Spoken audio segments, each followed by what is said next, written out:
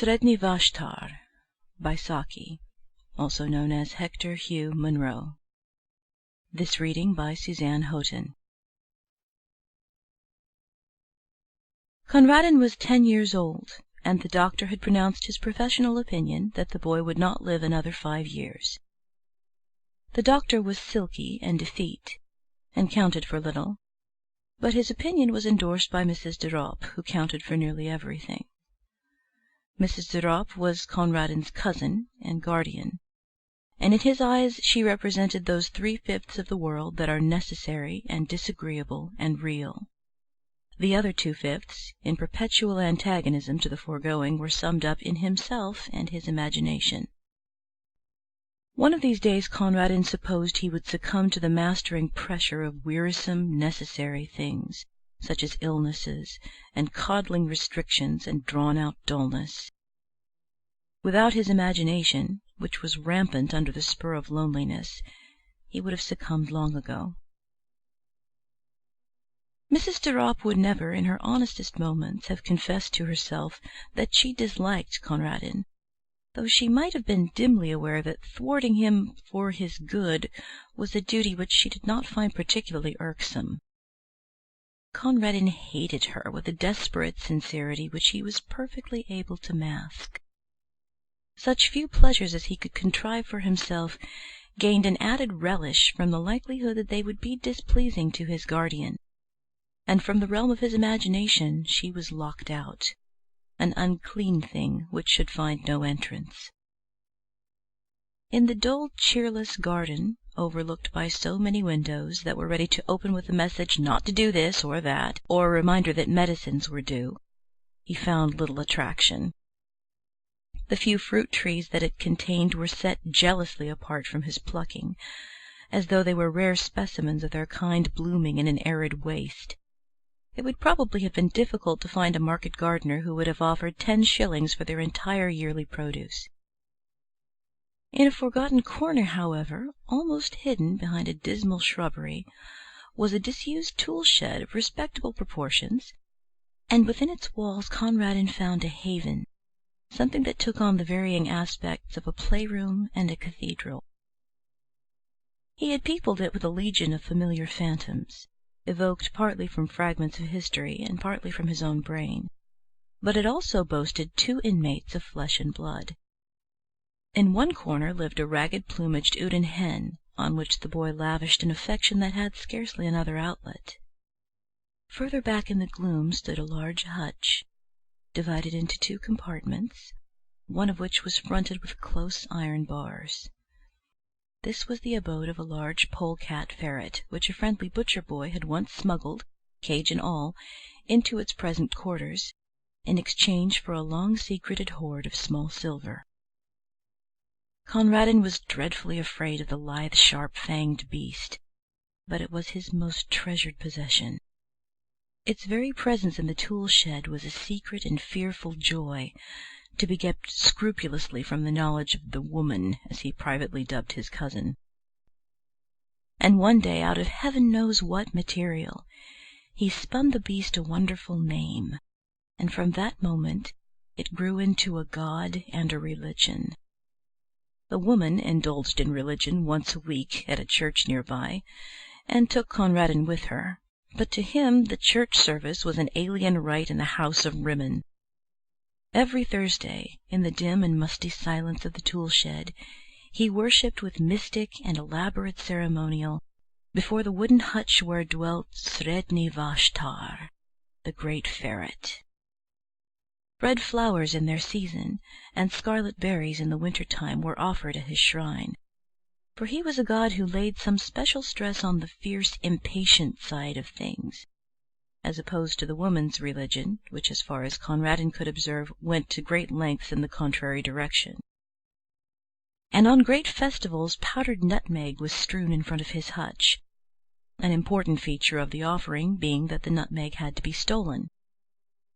These festivals were of irregular occurrence, and were chiefly appointed to celebrate some passing event. On one occasion, When Mrs. de Ropp suffered from acute toothache for 3 days, Conradin kept up the festival during the entire 3 days, and almost succeeded in persuading himself that Sredni Vashtar was personally responsible for the toothache. If the malady had lasted for another day, the supply of nutmeg would have given out. The Uden hen was never drawn into the cult of Sredni Vashtar. Conradin had long ago settled that she was an Anabaptist. He did not pretend to have the remotest knowledge as to what an Anabaptist was, but he privately hoped that it was dashing and not very respectable. Mrs. de Ropp was the ground plan on which he based and detested all respectability. After a while, Conradin's absorption in the tool shed began to attract the notice of his guardian. "It is not good for him to be pottering down there in all weathers," she promptly decided. And at breakfast one morning she announced that the Uden hen had been sold and taken away overnight. With her short-sighted eyes she peered at Conradin, waiting for an outbreak of rage and sorrow, which she was ready to rebuke with a flow of excellent precepts and reasoning. But Conradin said nothing. There was nothing to be said. Something, perhaps, in his white, set face gave her a momentary qualm, for at tea that afternoon there was toast on the table, a delicacy which she usually banned on the ground that it was bad for him, also because the making of it gave trouble, a deadly offense in the middle-class feminine eye. "I thought you liked toast," she exclaimed, with an injured air, observing that he did not touch it. "Sometimes," said Conradin. In the shed that evening there was an innovation in the worship of the hutch god. Conradin had been wont to chant his praises. Tonight he asked a boon. "Do one thing for me, Sredni Vashtar." The thing was not specified. As Sredni Vashtar was a god, he must be supposed to know. And choking back a sob as he looked at that other empty corner, Conradin went back to the world he so hated. And every night, in the welcome darkness of his bedroom, and every evening in the dusk of the tool shed, Conradin's bitter litany went up. "Do one thing for me, Sredni Vashtar." Mrs. de Ropp noticed that the visits to the shed did not cease, and one day she made a further journey of inspection. "What are you keeping in that locked hutch?" she asked. "I believe it's guinea pigs. I'll have them all cleared away." Conradin shut his lips tight, but the woman ransacked his bedroom till she found the carefully hidden key, and forthwith marched down to the shed to complete her discovery. It was a cold afternoon, and Conradin had been bidden to keep to the house. From the furthest window of the dining room, the door of the shed could just be seen beyond the corner of the shrubbery, and there Conradin stationed himself.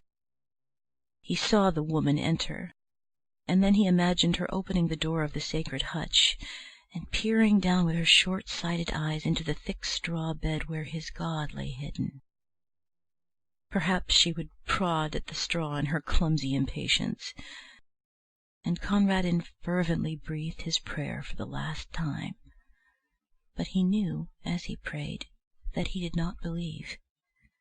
He knew that the woman would come out presently with that pursed smile he loathed so well on her face, and that in an hour or two the gardener would carry away his wonderful god, a god no longer but a simple brown ferret in a hutch. And he knew that the woman would triumph always as she triumphed now, and that he would grow ever more sickly under her pestering and domineering and superior wisdom, till one day nothing would matter much more with him, and the doctor would be proved right. And in the sting and misery of his defeat he began to chant loudly and defiantly the hymn of his threatened idol. Sredni Vashtar went forth. His thoughts were red thoughts, and his teeth were white. His enemies called for peace, but he brought them death. Sredni Vashtar the beautiful. And then of a sudden he stopped his chanting and drew closer to the window pane. The door of the shed still stood ajar, as it had been left, and the minutes were slipping by. They were long minutes, but they slipped by nevertheless. He watched the starlings running and flying in little parties across the lawn. He counted them over and over again, with one eye always on that swinging door. A sour-faced maid came in to lay the table for tea, and still Conradin stood and waited and watched. Hope had crept by inches into his heart, and now a look of triumph began to blaze in his eyes that had only known the wistful patience of defeat. Under his breath, with a furtive exultation, he began once again the paean of victory and devastation, and presently his eyes were rewarded. Out through that doorway came a long, low, yellow and brown beast, with eyes ablink at the waning daylight, and dark, wet stains around the fur of jaws and throat. Conradin dropped on his knees. The great polecat ferret made its way down to a small brook at the foot of the garden, drank for a moment, then crossed a little plank bridge and was lost to sight in the bushes. Such was the passing of Sredni Vashtar. "Tea is ready," said the sour-faced maid. "Where is the mistress?" "She went down to the shed some time ago," said Conradin. And while the maid went to summon her mistress to tea, Conradin fished a toasting fork out of his sideboard drawer, and proceeded to toast himself a piece of bread. And during the toasting of it, and the buttering of it with much butter, and the slow enjoyment of eating it, Conradin listened to the noises and silences which fell in quick spasms beyond the dining-room door. The loud, foolish screaming of the maid, the answering chorus of wondering ejaculations from the kitchen region, the scuttering footsteps and hurried embassies for outside help, and then, after a lull, the scared sobbings and the shuffling tread of those who bore a heavy burden into the house. "Whoever will break it to the poor child? I couldn't for the life of me!" exclaimed a shrill voice. And while they debated the matter among themselves, Conradin made himself another piece of toast. End of Sredni Vashtar by Saki.